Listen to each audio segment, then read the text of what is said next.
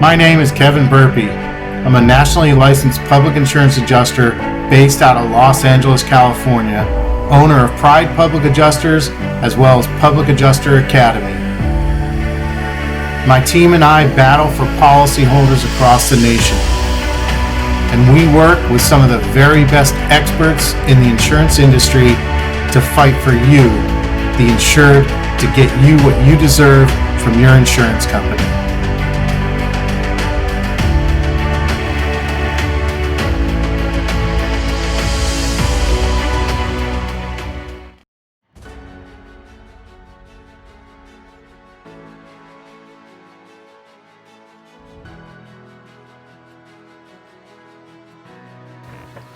This is a topic that I should have included in my booklet, the 7 deadly mistakes that homeowners make with their insurance claim.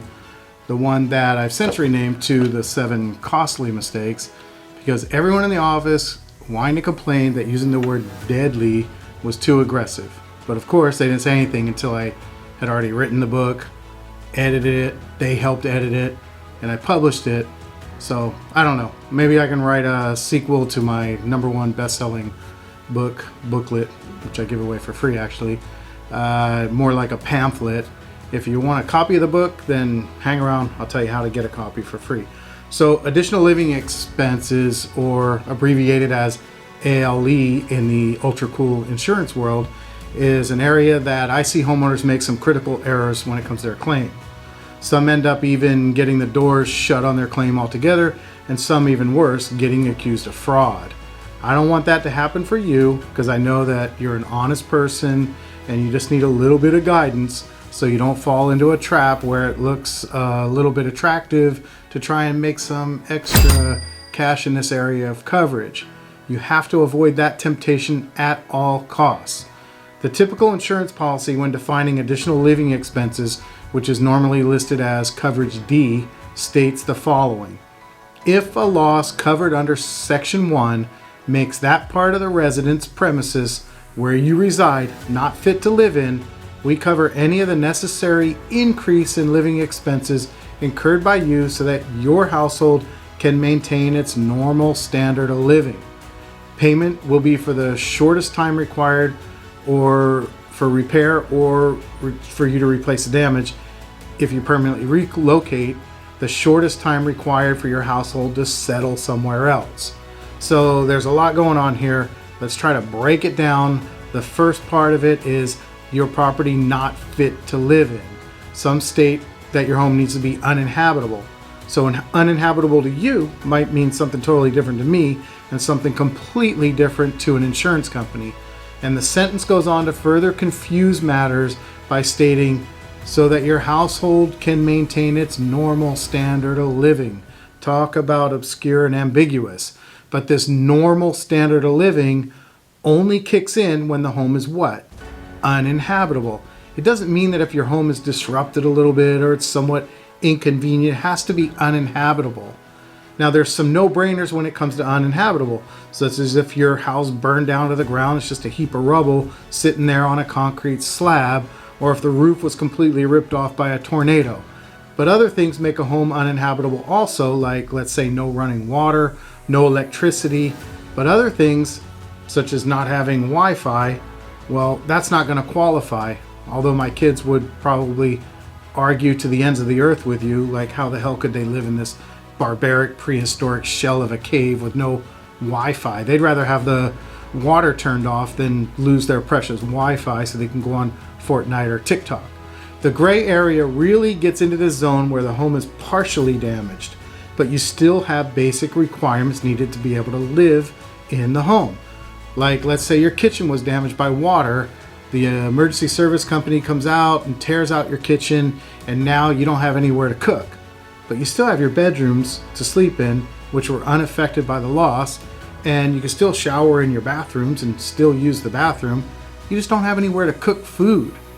To some people, this is completely unacceptable, and to others, this is awesome because you can now order DoorDash all day long and get the insurance company to foot part of the bill for that. My kids would love it. So let's talk about that for a minute.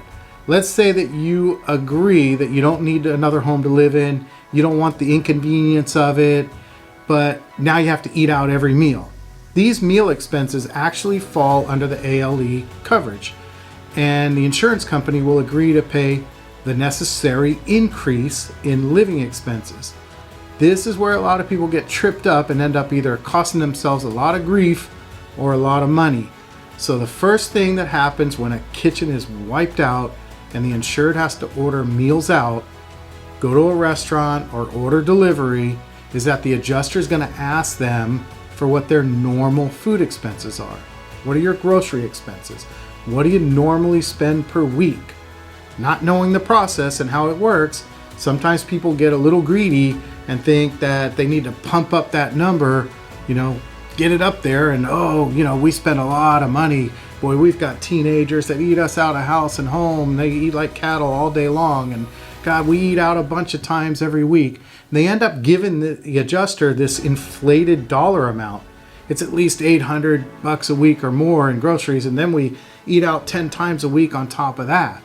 The adjuster asks them, are you sure? Are you sure those are what your numbers are? And, hammering home the fact that they probably are estimating low. The homeowner keeps going at it, but we'll just stick at $800 and we don't want to stick it to the insurance company. So the adjuster instructs them to save all the receipts, turn them in once a week along with a spreadsheet, and he'll calculate the amounts available to them and write them a check. So the insured tells everyone to go to town, buy what you want, eat like you're a Roman emperor, and they save all their receipts, put them on a spreadsheet, and at the end of the week, the receipts add up to $1,000. The insured sends them and boasts to the adjuster how they were pretty accurate and came a little bit over, but they almost nailed it, and considering that they eat 10 meals out a week, so the adjuster promptly writes them back and lets them know that they're not entitled to any reimbursements based on the number that they provided. But how is that possible? We spent $1,000 on meals and we aren't getting anything? That's right. So what happened?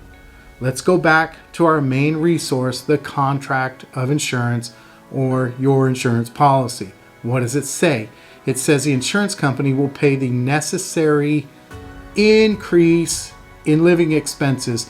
Increase. Not what you normally spend to begin with, but the increase. So Mr. Eats Out a Lot shot himself in the foot by artificially ballooning their normal expenses. Let's say that their normal expense for groceries was actually $300 a week, and they ate out 10 times a week for a total of $200. I don't know who can do that. Maybe it's Panda Express or something cheap, but I'm trying to make the calculations easy for you here. So their total expenses were really $500. But now they went out and spent $1,000. The adjuster would have deducted the $500 and issued a check for the increase of $500 for those living expenses. It did them no good to try and inflate the cost. And what's Mr. Eats Out a Lot going to say now? I mean, he's going to tell them, well, I lied or I completely miscalculated? No, he's caught at that point. He made a mistake by saying something like that and trying to, justify it's just going down a slippery slope. Other items that the insured may not realize that they'd be entitled to under additional living expense coverage, which is something that good adjusters would let them know, are some of the following. Increased costs of utilities. If they're displaced from the home, then they're paying utilities at two homes now. Their main home and the temp home. While there may be a reduction in the cost at the main home because no one's living there, or maybe not because construction's going on, what you want to do at this point is you want to get the 6 months prior for the home utilities, then take two bills for both homes, electric, water, gas, cable, etc., and add them together. Then deduct the average of the 6 months prior. You need that again? Let me explain it again. So you want to get the average of the 6 months prior to the loss for the main home. Put that number aside, okay? Then get the two bills, the main home and the temp home, and let's say it's for $50 for electricity on the main one and $100 on the temp. Put them together, it's $150. Then deduct the average cost for the 6 months prior to the loss. Let's say it's $75 for the main home, and boom, there you go. You're going to get a $75 reimbursement. And don't let the insurance company tell you that you need to turn off the cable for your old home while you're not there, unless they're willing to pay for the cancellation fees, which can be costly, and the cost to turn it back on. This goes for Wi-Fi also, or any of your utilities.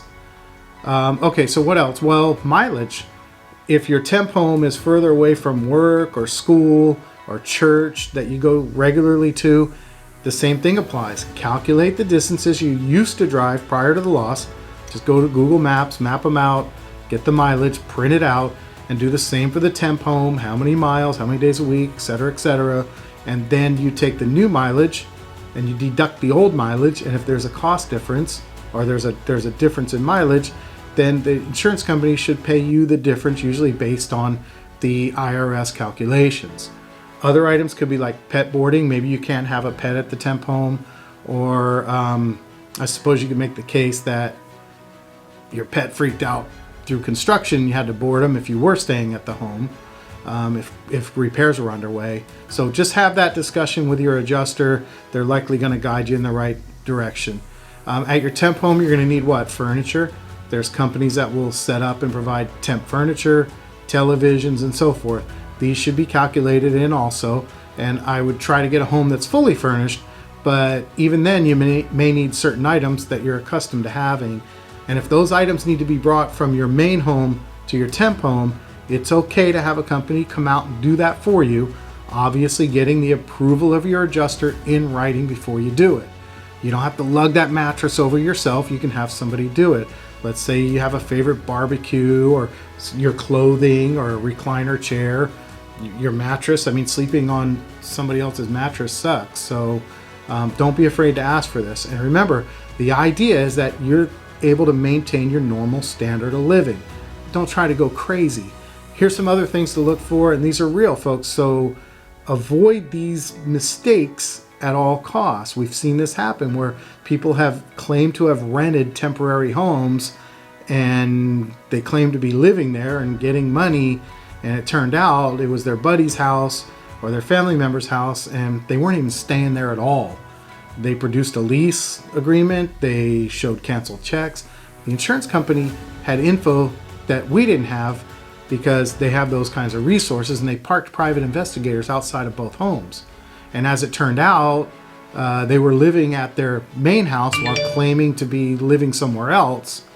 And that's a claim that, of course, we dropped immediately because that's flat out fraud. Like I said before, pumping up the actual cost of food, which backfires immediately.